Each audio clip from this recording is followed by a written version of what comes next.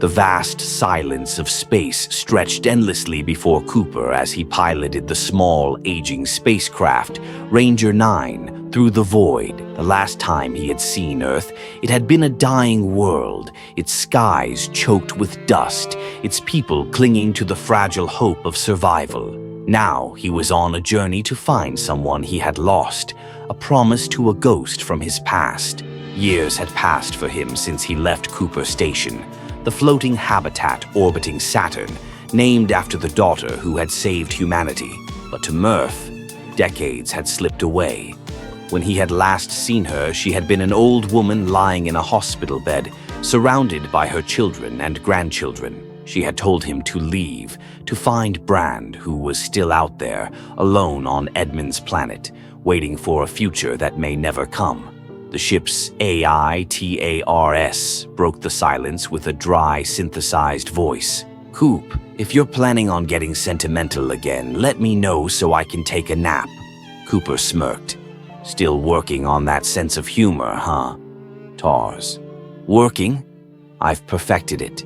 You just don't have the taste to appreciate it."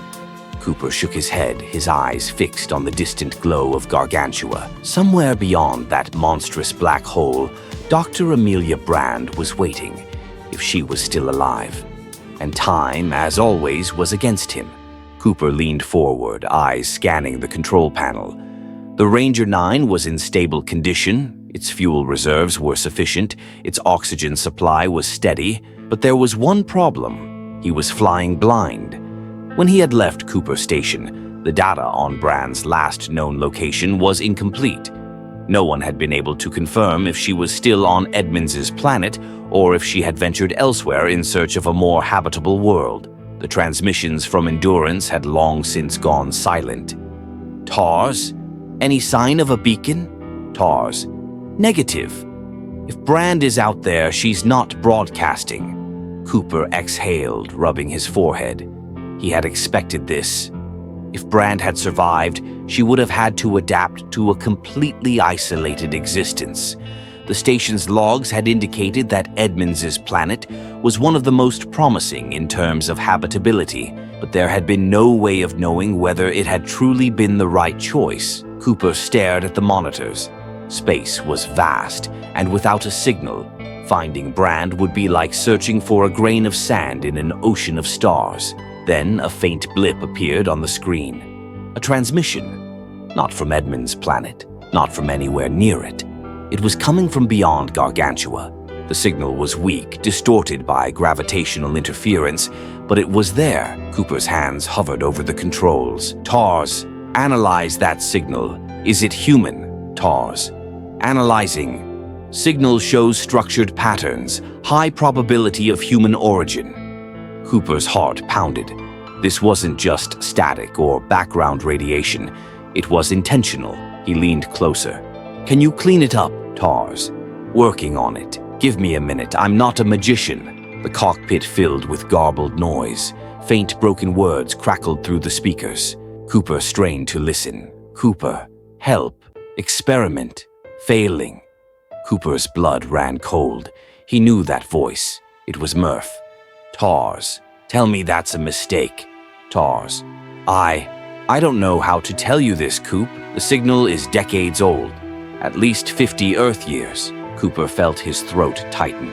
That didn't make sense. Murph was dead. He had held her hand as she lay in that hospital bed on Cooper Station. Then how was she sending a message from beyond a black hole? There was only one explanation. Time. Somehow, Murph's voice, her final transmission, had become trapped in the gravitational distortions of Gargantua. Like a ghost echoing through the void, her message was only reaching him now. TARS. Can we track the source? TARS. Negative. The signal is bending through multiple layers of space-time. But if you want my guess, it's coming from inside the anomaly. Inside the black hole. Cooper clenched his fists. He had been inside Gargantua before. The last time, it had nearly killed him. But if Murph's message was trapped in there, if there was even the slightest chance she had discovered something before she died, he had to go. TARS, Prepare the ship for a high-gravity approach. TARS. You realize this is a bad idea, right? Cooper grinned. It wouldn't be the first time. He adjusted the ship's trajectory, setting a course directly toward Gargantua. The black hole loomed before him, an infinite abyss of swirling darkness, its event horizon a perfect circle of void. As he approached, the gravitational pull became overwhelming. The ship's hull groaned under the strain, warning alarms blared. TARS, activate the deflector shields and stabilize the gyros. TARS, done. But if we go any further, we're not coming back. Cooper gritted his teeth. He didn't care. He had lost Murph once. He wouldn't lose her again. Then the ship's monitors flickered. Something was happening. The black hole wasn't just pulling him in, it was opening. And through the swirling chaos of light and shadow, Cooper saw something impossible. A doorway. The ship trembled violently as Cooper fought to keep it steady. The gravitational forces around Gargantua were stronger than he had remembered, twisting space into an ever-collapsing vortex of light and shadow. The Ranger 9's alarms blared, warning him that he was reaching the critical point of no return. TARS.